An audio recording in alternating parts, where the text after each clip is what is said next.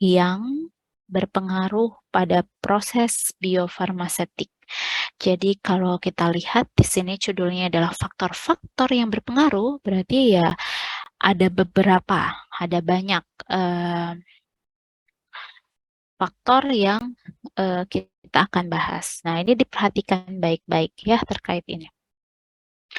Untuk referensinya, ini tidak jauh berbeda dengan apa yang saya sampaikan di pertemuan pertama, namun memang saya lebih banyak menggunakan buku Shargel dan beberapa jurnal ya, untuk jurnal utamanya.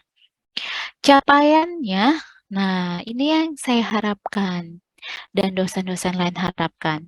Ketika kalian mempelajari faktor-faktor yang berpengaruh pada proses biofarmasetik, ketika nanti ditanyakan gitu ya, suatu kasus, itu kalian bisa menerangkan secara rinci atau komprehensif, mulai dari proses biofarmasetiknya sendiri, karena kita lihat tadi di judul ada di sini yang berpengaruh pada proses biofarmasetik. Jadi komprehensif apa saja faktor-faktor yang akhirnya mempengaruhi proses biofarmasetik. Nah, untuk tahu apa saja yang berpengaruh pada proses biofarmasetik, setidaknya kalian harus sudah tahu terlebih dahulu bagaimana sih proses biofarmasetik itu. Dan ini sudah sekilas saya terangkan pada pertemuan pertama ya. Kalau kalian masih ingat, saya gambar-gambar yang ada liberasi atau proses disintegrasi, kemudian masuk ke disolusi, kemudian dia harus berdifusi, terjadi transport, terjadi difusi lagi, transport lagi, hingga akhirnya sampailah di peredaran darah. Dan dari proses difusi hingga masuk ke dalam saluran darah itu adalah proses absorpsi terjadi. Nah, dari mulai shift obat masuk sampai masuk ke dalam saluran darah, itulah yang disebut dengan proses biofarmasetik. Nah, jadi kita sudah tahu nih, oh prosesnya itu seperti itu. Kalian sudah diajari di pertemuan pertama. Sekarang kita akan pelajari apa saja tuh kira-kira ya komponen-komponen atau peristiwa-peristiwa atau bahan-bahan yang dia berpengaruh nih terhadap proses yang tadi sudah saya terangkan. Nah, harapannya kalian mengerti, oh ada faktor seperti fisikokimia, formulasi, teknologi, fisiopatologi, tempat pemberian obat terhadap bioavailabilitas. Jadi sudah bisa menerangkan. Kalau misalnya ditanya itu sudah mengerti. Kalau ditanya contohnya seperti apa sudah bisa membayangkan, sudah bisa menjelaskan. Itu harapannya nanti ya. Nah, ini ingat 5 faktor utama yang berpengaruh terhadap terhadap proses biofarmasetik ya. Jadi kali ini kita belajar ada 5 faktor utama di mana dalam faktor-faktor di sini itu ada lagi komponen lainnya. Nanti kita akan bahas satu-satu, tapi ini harus kalian ingat baik-baik. Yang pertama ada apa? Yaitu sifat fisikokimia bahan baku. Nah, ini yang perlu kalian pahami terlebih dahulu ya, teman-teman ya.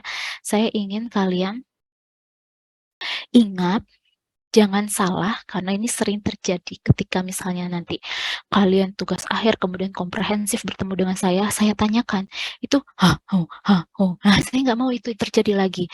Karena kalau misalnya kalian nanti masuk kerja ditanyain, biovar kalian A, tapi nggak ngerti, nah itu kan jadi gimana gitu ya.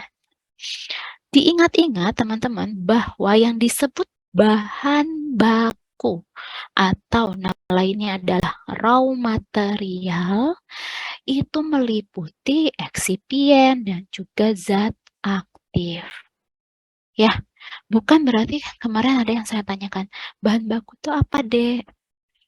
Parasetamol, Bu. Oke. Parasetamol itu apa? Ya bahan baku, Bu. Nah, kan kalau kayak gitu bulat aja ya, maksudnya nggak ada jawaban tuh jadinya. Jadi, kalau misalnya saya tanya, eee, Avisal termasuk bahan baku tidak? Ya bisa masuk bahan baku ya. Jadi eksipien, seluruh eksipien, pengisi, pengikat, ya bahan baku itu ada banyak. Namanya juga bahan baku, raw material, bahan dasar ya. Jadi, zat aktif, eksipien atau bahan tambahan itu masuk dalam bahan baku. Jadi nanti kalau ditanyain bahan baku itu ada apa aja? Banyak, Bu.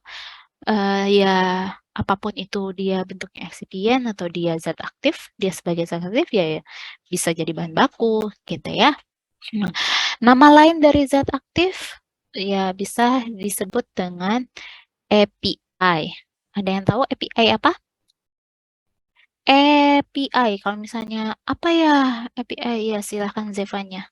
Jadi API itu Active Pharmaceutical Ingredients, Bu. Zevanya NIM-nya berapa? NIM-nya 041. Ayo teman-teman ingat ya yang saya minta di awal pertemuan pertama kalau daring tolong dituliskan NIM di depannya ya agar saya mudah jadi kalian meskipun tidak memperkenalkan tidak menyebutkan NIM saya sudah tahu. Saya akan catat. Ya, terima kasih Zevanya. Tadi apa sekali lagi? Coba diulangi lagi. API adalah Active Pharmaceutical Ingredients. iya.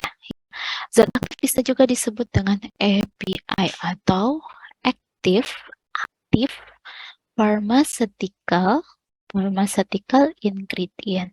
Ya, jangan bingung nanti kalau ditanyain. Oke, jadi salah satu faktornya yaitu sifat fisiko dari si bahan baku, baik itu eksipien maupun bahan aktifnya atau API-nya. Yang kedua, ada formulasi. Ya, ada formulasi. Nah, kalau formulasi ini ya list-listnya ya, apa saja bahan-bahan yang digunakan. Bahan bakunya apa, bahan aktifnya apa, dibuat dalam bentuk sediaan apa, itu masuk dalam formulasi. Formulasi juga berpengaruh.